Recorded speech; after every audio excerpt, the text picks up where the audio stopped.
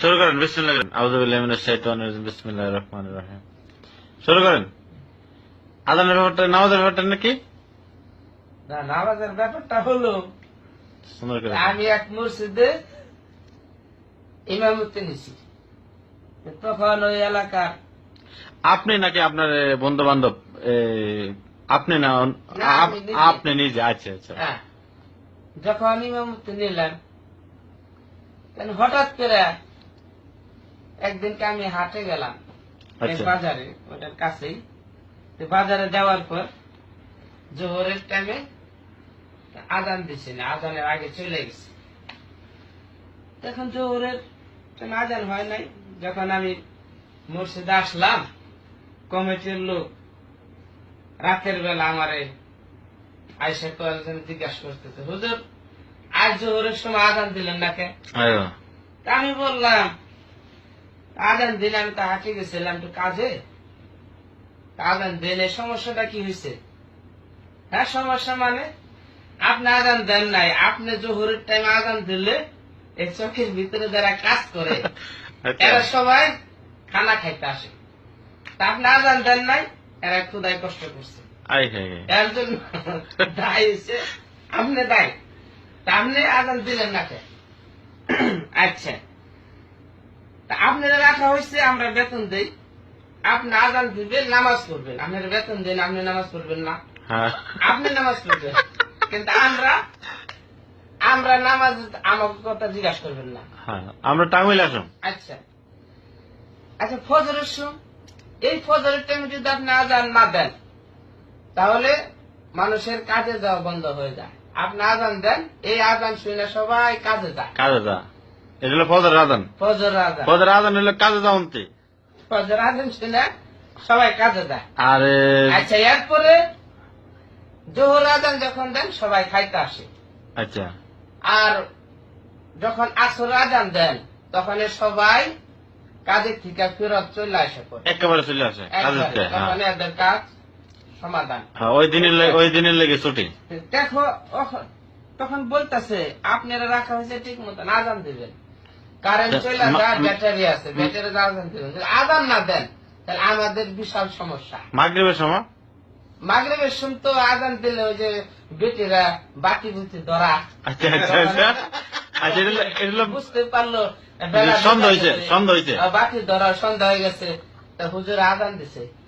হ্যাঁ, তখন দেখা গেছে যার বাড়িতে কারেন্ট আছে লাল জ্বালাইলো, যার বাড়িতে কারেন্ট নাই সে বাতি ধরা।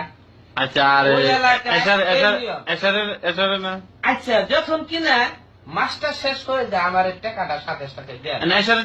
এসারের নামটা বলতে হবে। এসারের নামটা কি বলতো? মহিলারা নামাজ পড়ে, হ্যাঁ, এরা খাওয়া দাওয়া করে তখন শুয়ে পড়ে, তখন কাজ কাম তাহে না ওই সময়। এশারের টাইমে রাত হয়ে গেছে, এশারের নামাজের পরে তখন খাওয়া দাওয়া করে হেরা শুয়ে পড়ে।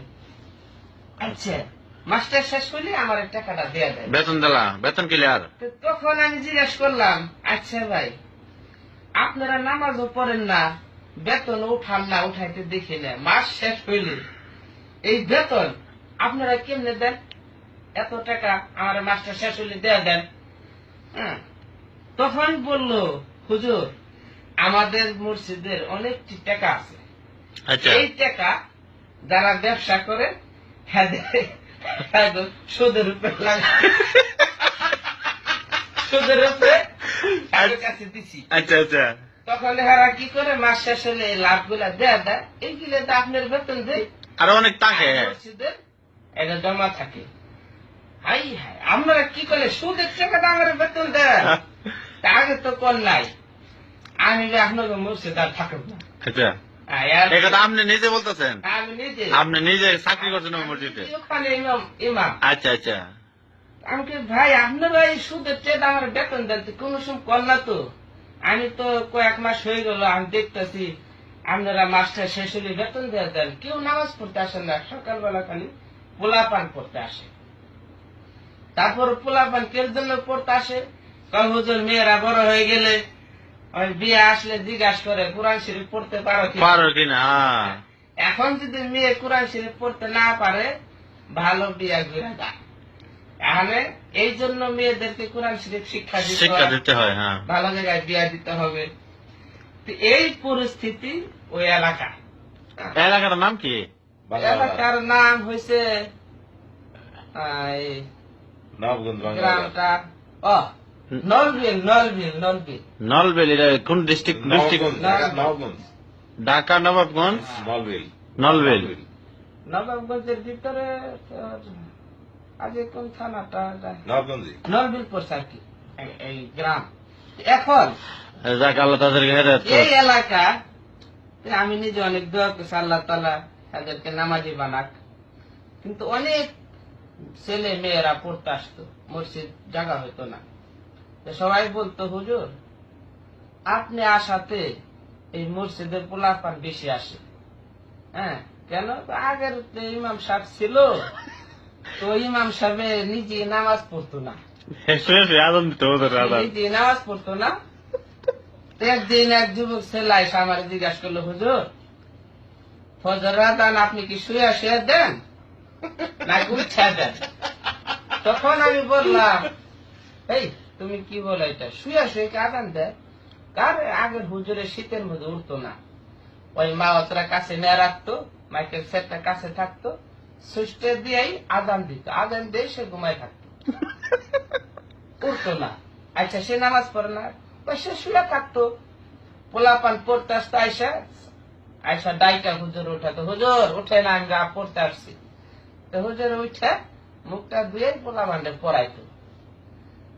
যুবক ছেলেরা জিজ্ঞাসা করে, হুজুর আপনি কি আযান শুয়া দেন না উঠা দেন? তখন আমি বললাম, আরে বেকেল শুয়া শুয়ে কি আযান হয়? এই পরিস্থিতি ওই এলাকায়। আমি যাওয়ার পর আল্লাহ রহমতে অনেকটাই সুযোগ সুবিধা হয়েছে, মানুষের নামাজের জন্য ডাকছি। এরপরে এক মৌলানাদের ওয়াজ করালাম, ওখানে ভালো এক মৌলানারে নিয়ে অনেক বড় একটা ওয়াজ দিলাম।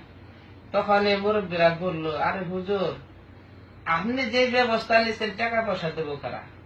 তখন আমি বললাম, দেখেন ওয়াজের ব্যবস্থা আমি করতেছি, তো যুবক ছেলেদেরকে নিয়ে আচ্ছা, এবারের মতো শেষ করে দেন। কিছু চাউল উঠাইলাম, কিছু বাঁশ উঠাইলাম, কালেকশন করে ওয়াজ দিলাম।